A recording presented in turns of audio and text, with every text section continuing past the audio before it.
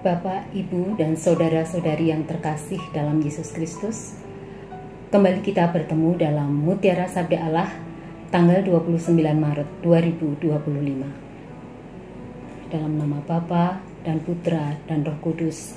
Amin. Bacaan hari ini diambil dari Lukas 18 ayat 9 sampai 14. Dan kepada beberapa orang yang menganggap dirinya benar dan memandang rendah semua orang lain, Yesus mengatakan perumpamaan ini. Ada dua orang pergi ke bait Allah untuk berdoa. Yang seorang adalah Farisi dan yang lain pemungut cukai. Orang Farisi ini berdiri dan berdoa dalam hatinya begini. Ya Allah, aku mengucap syukur kepadamu karena aku tidak sama seperti orang lain. Bukan perampok, bukan orang lalim, bukan pezinah, dan bukan juga seperti pemungut cukai ini. Aku berpuasa 2 kali seminggu. Aku memberikan 1/10 dari segala penghasilanku. Tetapi pemungut cukai ini berdiri jauh-jauh. Bahkan ia tidak berani menengadah ke langit. Melainkan ia memukul diri dan berkata, Ya Allah, kasihanilah aku orang berdosa ini. Aku berkata kepadamu, orang ini pulang ke rumahnya sebagai orang yang dibenarkan Allah, dan orang lain tidak. Sebab barang siapa meninggikan diri, ia akan direndahkan, dan barang siapa merendahkan diri, ia akan ditinggikan.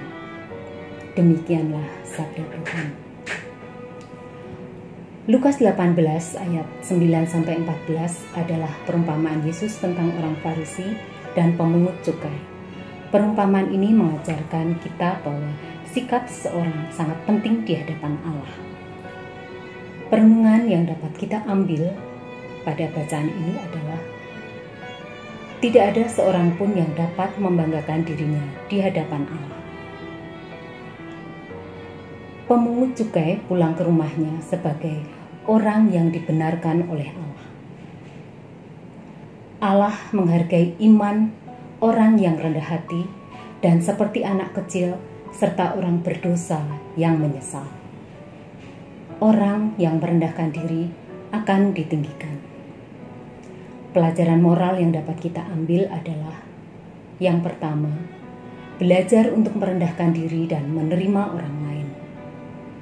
Hal ini sangat sulit dilakukan oleh beberapa orang, khususnya orang-orang yang hidup di tengah zaman ini dengan ego orang-orang lain yang sangat tinggi. Yang kedua, belajar untuk menyadari dosa dan kesalahan dan mohon pengampunan kepada Allah. Kita sebagai manusia tidak ada yang sempurna, karena kesempurnaan adalah milik Allah.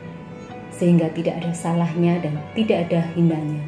Apabila kita bersalah, apabila kita berdosa, kita mengakui semuanya di hadapan Allah. Dan yang ketiga, belajar untuk menghargai kasih karunia Allah yang lebih besar daripada Allah. Kita menyadari bahwa kita hanyalah debu. Kita tidak ada artinya, kita tidak dapat menjadi manusia seperti saat ini tanpa campur tangan Allah. Marilah kita tutup renungan hari ini dengan doa, supaya apa yang kita terima hari ini dapat menolong kita, dapat membantu kita untuk menjalani hari-hari kita. Dalam nama Bapa dan Putra dan Roh Kudus. Amin. Bapa yang bertahta di surga, terima kasih atas firman-Mu yang kami terima pada hari ini, yang sangat menguatkan hati dan jiwa kami untuk melangkah di hari ini.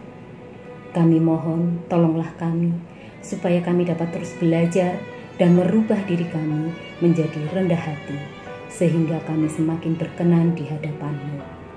Terpujilah nama Yesus, Maria, dan Santo Yosef, sekarang dan selama-lamanya. Amin. Dalam nama Bapa dan Putra dan Roh Kudus. Amin.